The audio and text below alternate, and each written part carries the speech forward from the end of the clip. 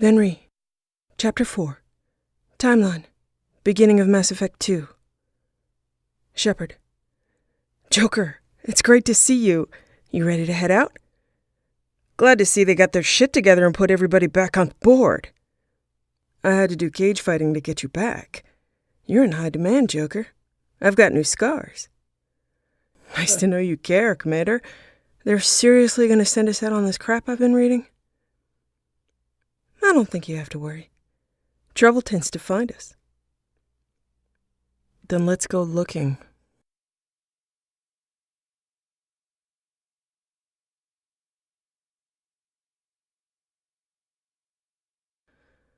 Mom was dying.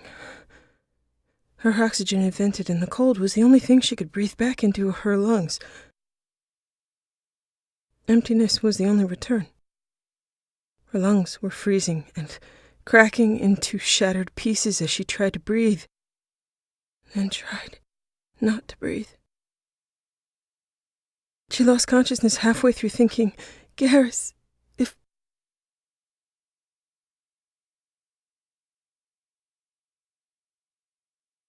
Garrus. She was gone. He'd seen it on the news. If he'd been her mate, they'd have told him first. He wouldn't have had to hear it first on the news. People would know that she mattered to him, that he mattered to her, that they had made a choice together. But now she was gone, and everything he was working toward was meaningless. People knew that he knew her, but the sympathy was so pale in magnitude that he found it offensive when they told him, I'm sorry for your loss, Garrus. My loss, her loss, our loss. It wasn't just my loss, and I can't say why to anyone. And the only person worth telling was her anyway. He couldn't even blame anyone, couldn't be angry at anybody but himself. He'd put her on that ship. He'd told her to go follow Alliance orders. He might as well have choked the life out of her himself.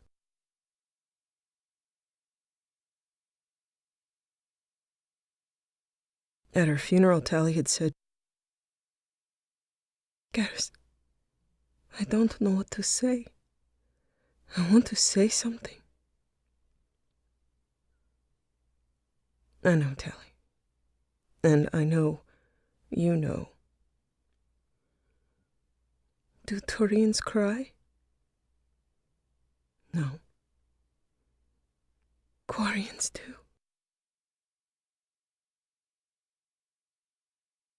His grief wasn't for public consumption.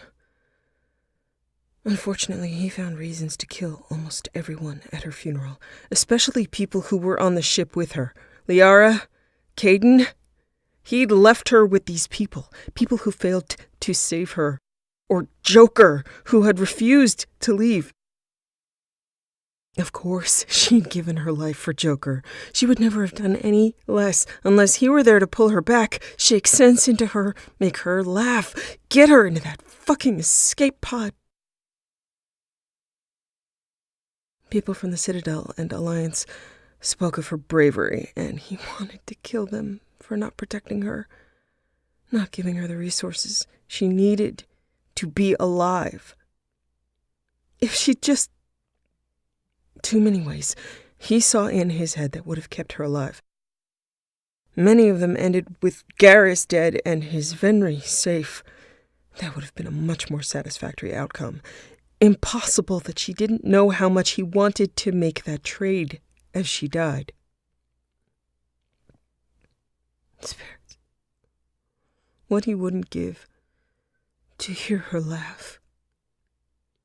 He avoided shaking hands because he would have enjoyed crushing their hands to pulp these people that had failed to save her. He didn't speak because he had failed to speak while she was alive. What good would it do her now? Anger bloomed through the grief at her funeral, and after that, anger was all he had left.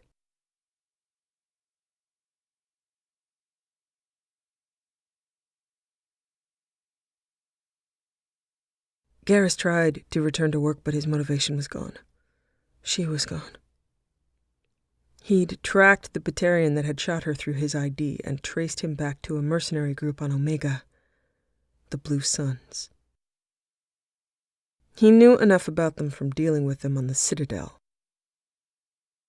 What did it matter anymore? Why the Batarian had shot her? It didn't. Why didn't matter, but the fact that it happened at all mattered.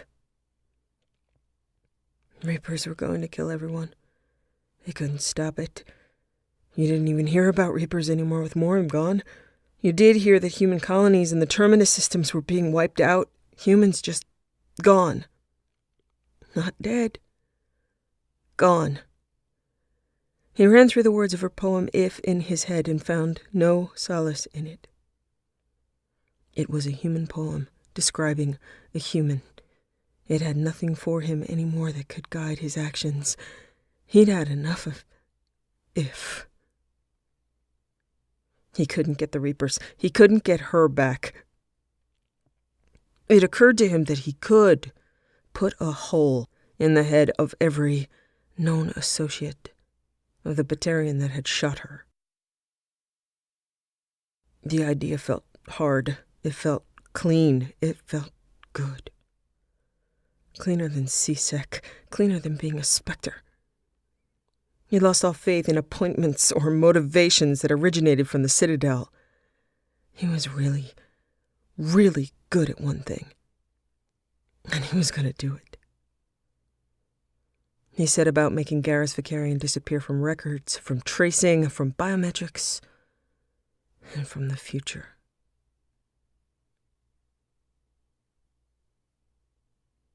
Meanwhile, on Freedom's Progress, Miranda, this is going to be one tough son of a bitch to take down.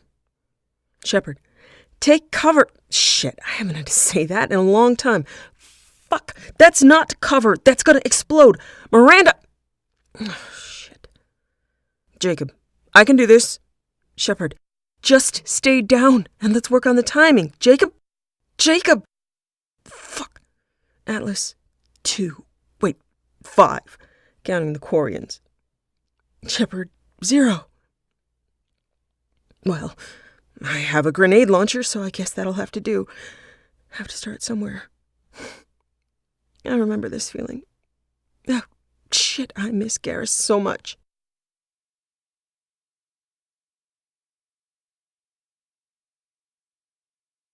Timeline.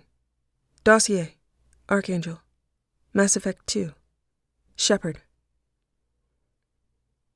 Looking over the dossiers of the people she should recruit, she couldn't get the idea out of her head that Archangel was Garrus. It was a very long shot that it was, likely just wishful thinking on her part. Fortunately, long shots were her thing. She was going to find him, even if Archangel was a disappointment. Garrus was the only person she really needed to find, needed to see. She had to know he was safe, had to talk to him. She was sure there were plenty of people that could fit Archangel's general description, but the details made her decide she damned sure was going to find out immediately. Aria gave her nothing new about his identity, but did give her a direction. She decided she liked Aria for giving her anything at all. Talking to the different members of the Merc groups, she started to hum with hope.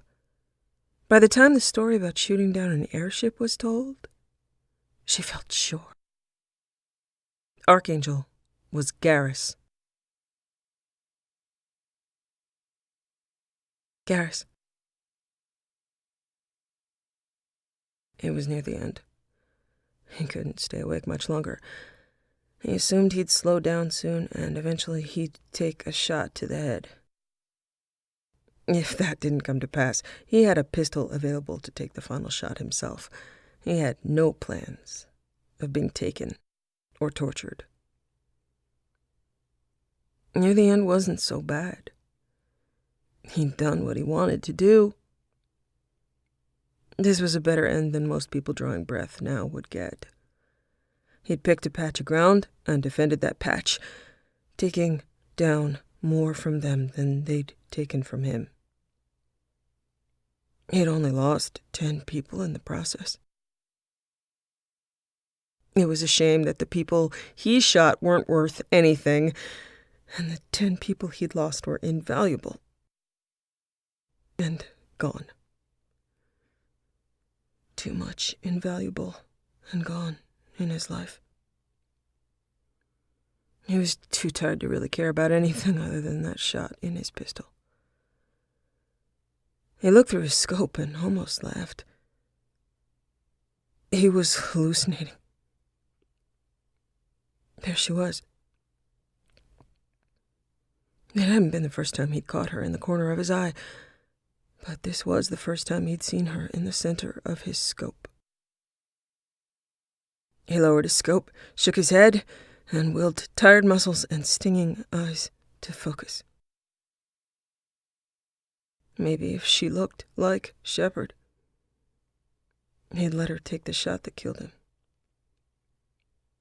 Symmetry, and nobody had to know. He watched her move, and he was reminded of the story of Turian spirits, Bakan, that were the vengeful dead. In his sights, he was sure he saw a Bakan. Her face was scarred, eerie. The scars seemed to glow like there was fire flickering inside her. He could believe it. He had never been superstitious, but this Bakan he welcomed. Here on the edge of death, it seemed fitting and comforting. She cared enough to be his death omen. She'd come for him. It mattered to her that he'd let her die. He couldn't stand to shoot at the Bakan, so he loaded a few concussive shots. The Bakan started shooting mercenaries in the back. Okay, so everybody died. He could understand that. He spared a look at her companions, and instead of being other Bakan, where he had expected to see maybe Monteague or Sensat, they were a man and a woman wearing Cerberus insignia? Okay, now, really, what the actual fuck? Curiosity and exhaustion allowed him to let the Bakan and her companions advance, all weapons drawn on him. She didn't shoot him. He heard her voice. Archangel? Maybe he was already dead. He thought a moment while he took a final shot, then turned to face her. There wasn't much in the way of wit remaining in his head, so he just said the most obvious thing available to him. Shepard, I thought you were dead. He half expected this Bakan to inform him that he was dead as well. And then she knew him. Garrus, what are you doing here? In that moment, he had no doubt it was her. Moram was alive. It was in her voice, all in her voice, the way her body moved, her arms thrown wide. Of course they were in immediate danger. He heard in her voice the welcome, but also her caution, her distance, with her standing back with the people beside her. Cerberus. They were with her, but he couldn't tell if she was with them by choice. She didn't trust them. He'd picked that up by her side glances at them. She was uneasy with them there, basically ignoring them, not introducing them.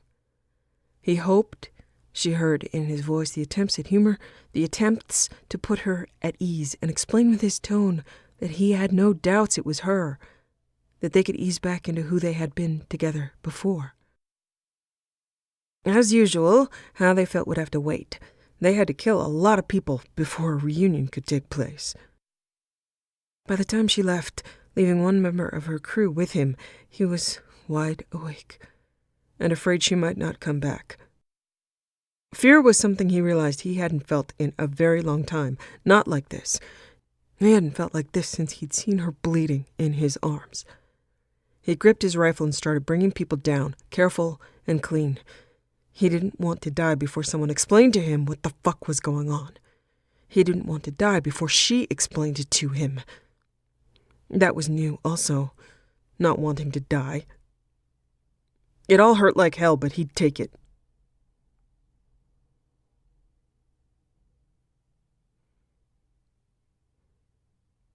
Shepard. While they were out closing shutters, Jacob asked her, "So that's Garrus? Part of your old crew?" "That's Garrus." "Was it worth it? Getting in here, maybe not getting out, for one guy?" "For the mission? Yeah. You could leave me here and take him. You'd be better off." "Let's try not to do that, okay?" "I promise if you promise."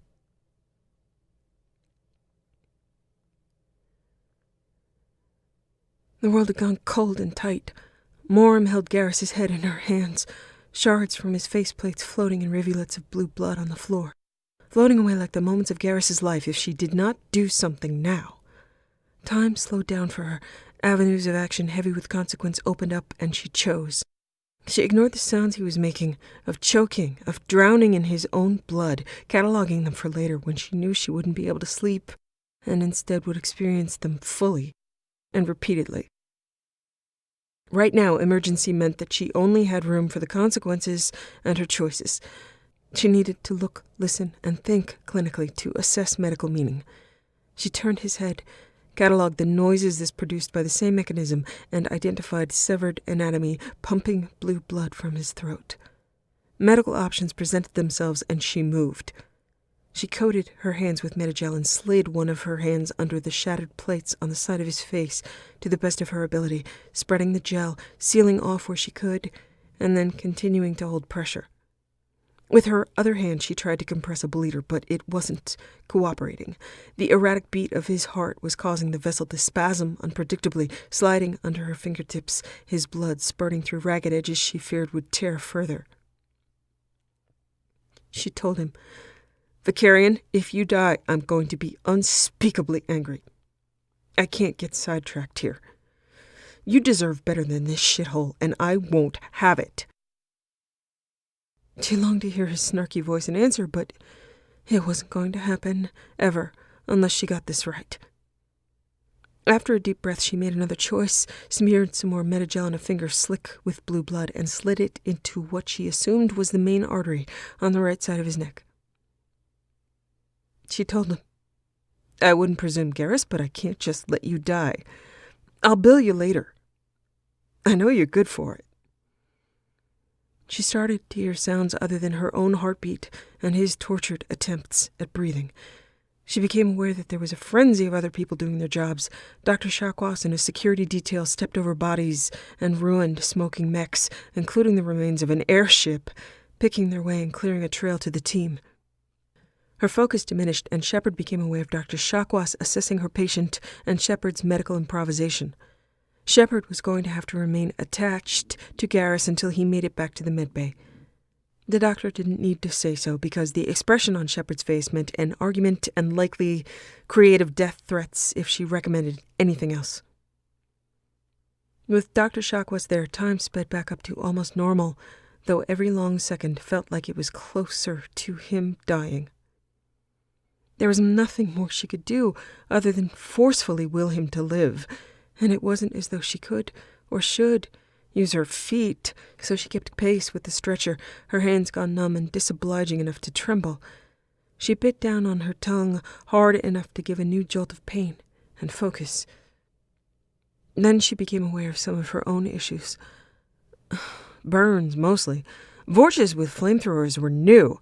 She had a new policy: kill the pyro first, with extreme prejudice. Igniting them was best, because then their tanks exploded and took out the asshole next to them. That was fun to learn. Vorches with flamethrowers were the new jumpy fucker. Only one other person knew what a jumpy fucker was, and he was busy bleeding out. In the med bay, Shepard began to think about what she'd done, and tested her fingers to be sure. Yep. Metagel, Turian blood, and human skin were potentially not a good mix. what she'd provided in pressure she may have cost him in access. She was stuck to him. Chemically, the slurry of ick had solidified, and this was possibly going to suck. Dr. Shakwas had ignored it up until this point after her initial assessment, working on the periphery and inward. Shepard was used to the normal pace of his breathing from all the time she'd heard it in battle, in close proximity. Once it had evened out, she had felt better. He was sedated with whatever unholy tranquilizers it took to put a huge rocket stopper under. The thrumming of his vitals on the monitors settled into what sounded like a steady rhythm. Dr. Shakwas had identified the path of the artery Shepard was plugging with her finger and prepared an alternate route, making a clean cut on the vessel, holding blood back with a stasis field and then reattaching it with medical sleight of hand and cybernetics, restoring blood flow. Shepard didn't really want to think about brain damage, but now that she thought about brain damage, she was thinking about brain damage. She asked Dr. Shakwas, "Brain damage?" "I don't think so. The left artery and vein are intact. Turian brains are well and redundantly perfused. The gap in supply would be compensated for in other routes. His scans look good. You prevented catastrophic loss of blood volume, and with replacement fluids, his pressure is up." Shepard heard all that and the implied "well done" behind the reassurances. She was reassured. Then she asked, "My hand is stuck to him. Do I need to cut it off?" "Your hand?" "No, I don't think that will be necessary." "No, just the skin. Am I up for flaying, is the question. I don't want to remove my hand and pull half his face off, so I'm asking if I need painkillers and a very sharp scalpel." "Also not necessary. I can loosen the seal with ultrasonics. We'll do it slowly, in stages. I'd offer you a chair, but that would be in the way, so you're going to need to stand. If you need a stim shot, let me know before you fall over, because then you could manage to, how did you put it, pull half his face off." "I thank you. My skin thanks you.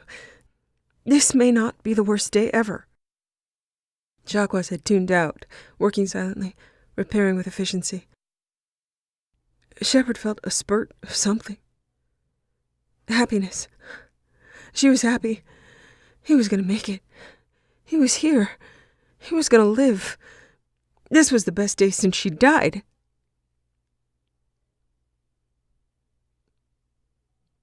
The surgery was over, and Shepard had been detached from him over the course of a few hours. She'd wanted to stay, but thought that if he regained consciousness and she was covered in his dried blood up to her shoulders, with it matting her hair, and with his shredded artery on her finger like a Chinese finger trap, it might be disconcerting. She'd spare him that. She'd retreated to her cabin, felt a debilitating pang for leaving him, but reaffirmed her choice after catching sight of herself in the mirror. She looked ghastly. Dried blood everywhere in a mottled, ugly eggplant shade. Removing her armor was a lesson in nasty more than usual. She found a shard of his mandible in the hinge of her elbow armor and held it in her hand, and stared at it. A triangular shape, blue paint, blood, and scorch. She went into the shower, rubbing it between her fingers. She tried to imagine where this belonged on him. She thought of his markings as cheekbones, jawline, and nose, and his injuries were burned into her mind, so through process of elimination, this was his jawline.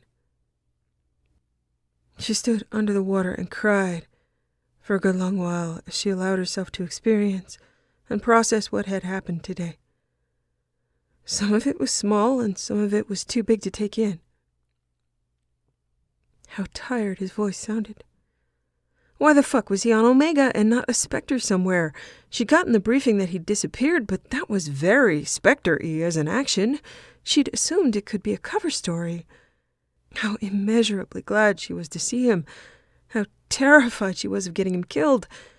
How tenuous and catastrophic the situation was that she'd put him in with her, and how unwilling she was to convince him to leave. The selfishness of that. She felt like her odds of success just went up by factors of the immeasurable. She took a deep breath, stopped the flood of memory, the flood of tears, the flood of calculation, and the flood of water. She had no answers, but now she knew some of the questions. She stepped out of the shower and leaned the mandible chip up against the side of her model Turian cruiser, where she figured only she would know it was there. She could shoot anybody who noticed. She tied her hair back in a wet ponytail and decided to head back down to the medbay.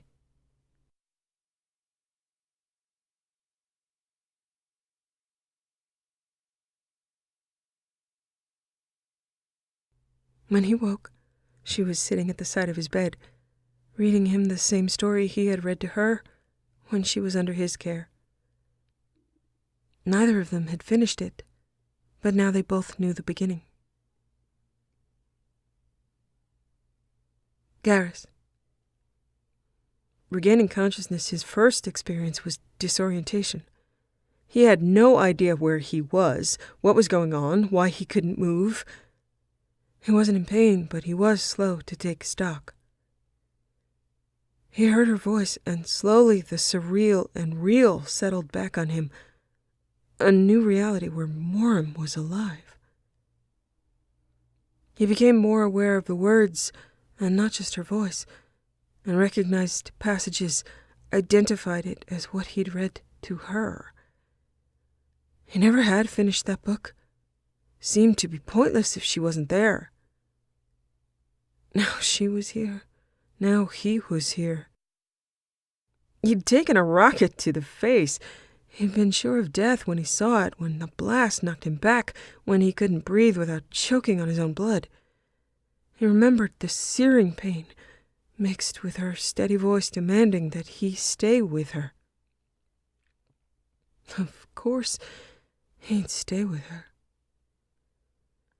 He heard Dr. Shakwas's voice, and his eyes opened. The lights were too bright, but he still had both eyes, and they worked. He could move now, but not much. The uninjured side of his face was down, and the injured side up. Morim was right there, where he could see her. She saw him open his eyes, and then she took his hand in hers gently. She smiled at him and said, "We're going to take care of you, Garrus. You're going to be all right. Dr. Shakwas has a little more work to do, and then we'll be able to talk. You're on a ship just like our Normandy. You're not on Omega. You're safe. Everything is a long story, but I promise you there will be time to tell it." She squeezed his hand and smiled again. One word drifted from what she'd said. She'd said, "Our Normandy, not her Normandy." And then he heard Dr. Shakwas's voice again, and everything went dark.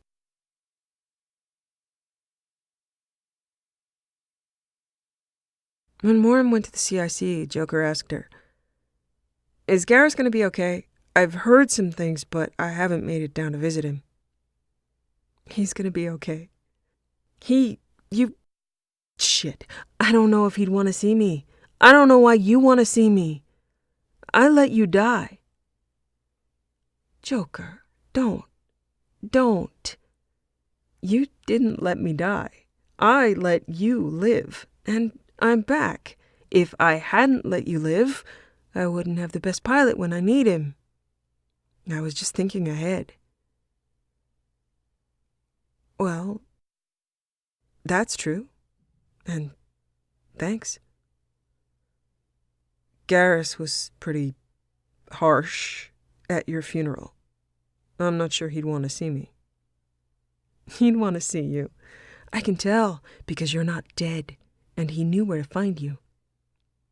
"Okay. I'll head down there next break."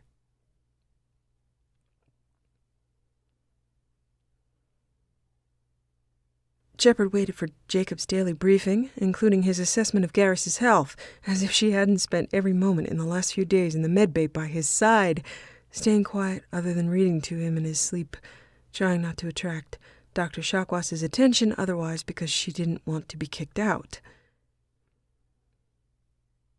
"Commander, we've done what we could for Garrus, but he took a bad hit. The doc is corrected with surgical procedures and some cybernetics. Best we can tell, he'll have full functionality, but..." Garrus walked in. "Shepard." "Tough son of a bitch. Didn't think he'd be up yet." Garrus stepped into the room, ignoring Jacob entirely, and said to her, "Nobody would give me a mirror.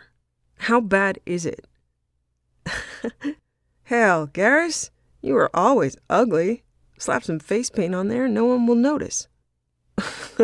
Oh, don't make me laugh. Damn it.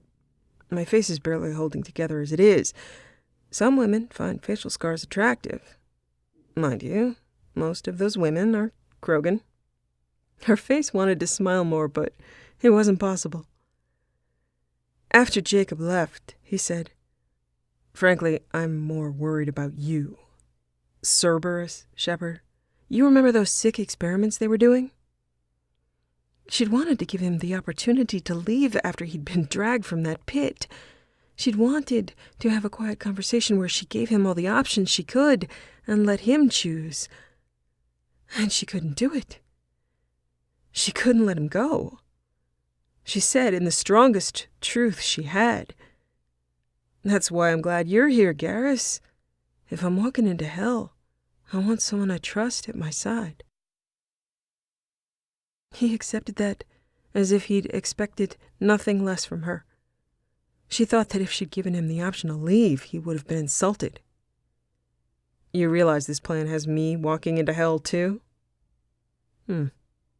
Just like old times. I'm fit for duty whenever you need me, Shepard. I'll settle in and see what I can do in the forward batteries." He turned, and she noticed his armor was cratered and had scorch marks where it had melted. She hadn't been looking at anything but his face, but his armor had melted. Okay, that was distracting. She was going to have to do something about that. The man should not be able to use the right side of his armor as a cup holder.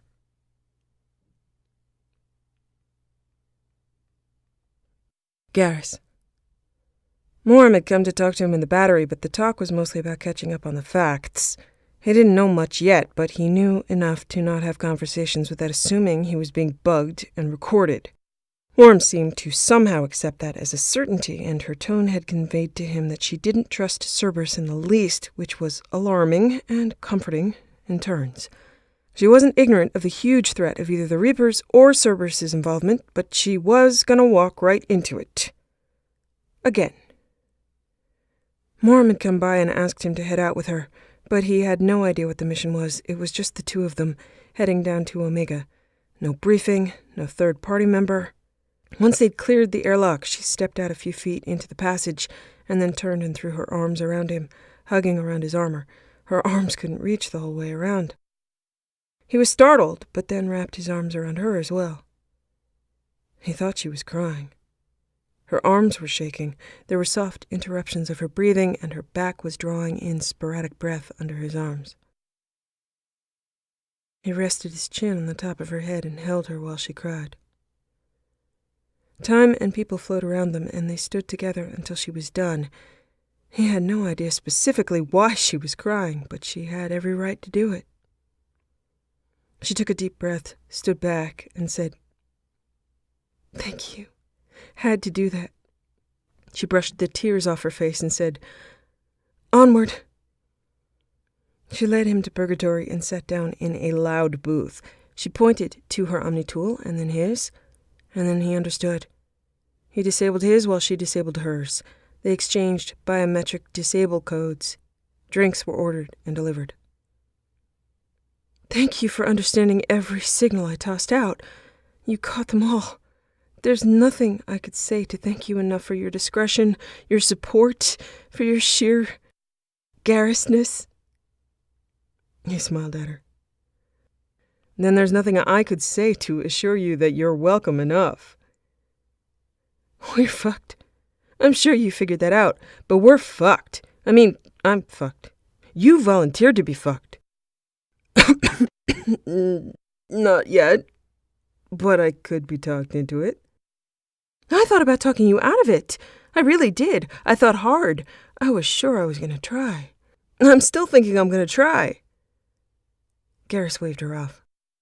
Don't. You'll only embarrass yourself. Like that'd be new. Go on. Try it. Say, Garrus, everything's fine. I don't need you. Moram raised one finger. A challenge. Okay. I can do this. She bounced in her seat and then settled down and brought her palm down over her face like a curtain, altering her facial expression to calm and professional.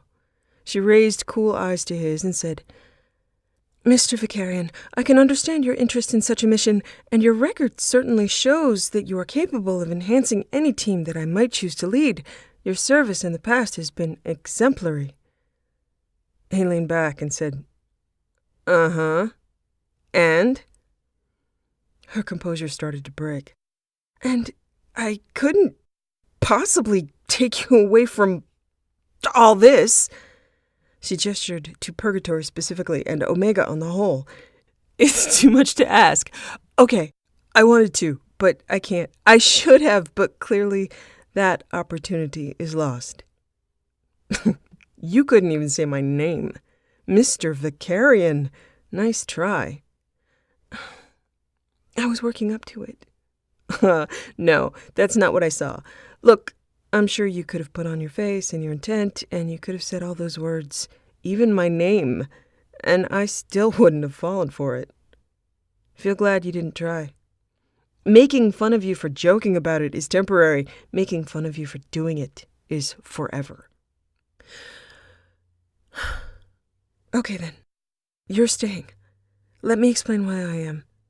I don't trust Cerberus. I don't trust anybody with or from Cerberus. I don't trust their intentions. She held up her hand and stared at her Omnitool. I don't trust my Omnitool. I am assuming they're listening in on everything, and that people are reporting on me, and that there's a file somewhere based on whether or not I turn left or right upon exiting the elevator. Graphs. Consultants.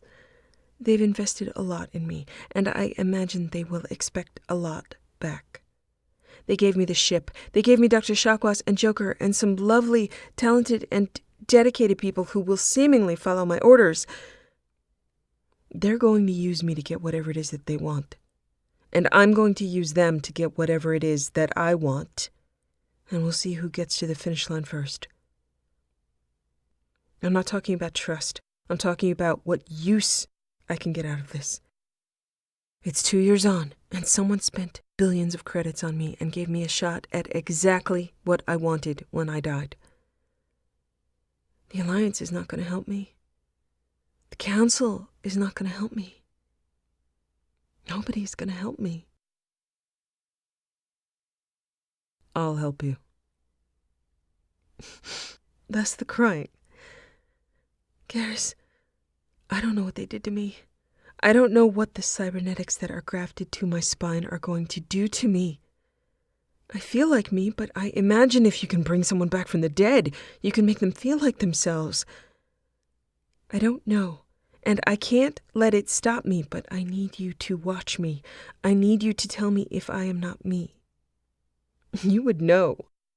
If necessary, I need you to stop me if you suspect that I am not myself. When I died, I was looking forward to working with you again, both Spectres, both trying to get the job done. If we're smart, if we're careful, we can do it. With what we know, we may be the only ones who can. Garrus watched her as she spoke, at her face, the scars reminding him of all the unspoken changes in her and in him. She still looked like a Bakan. She'd gone from Commander to Shepard to Moram to Venri to Bakan. His hope of her being his Venri had died with her. Aturian bonds for a life, and her life had been over. He was ashamed of himself for giving up on the fight that had meant so much to her, of coming to Omega and nearly dying. Cerberus might not be worthy of trust, but they had found her, brought her back, while he had done nothing, and believed there had been nothing to do.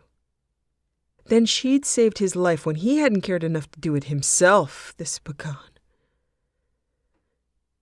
It didn't even really matter to him yet if they pulled it off.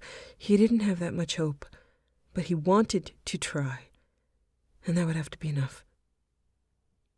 He still only did one thing really well. What she asked of him, he could do. Shoot things. Watch her back. Watch her. All right, Moram. We'll do it. I'll watch. You won't be alone in this. Thank you. All right, drink up. We have to go shopping. We have to do what? Shopping. We're rich now. I can requisition whatever the hell I want, and I'm gonna take advantage. Let's go get you some new armor and a new gun to play with. Now we're talking.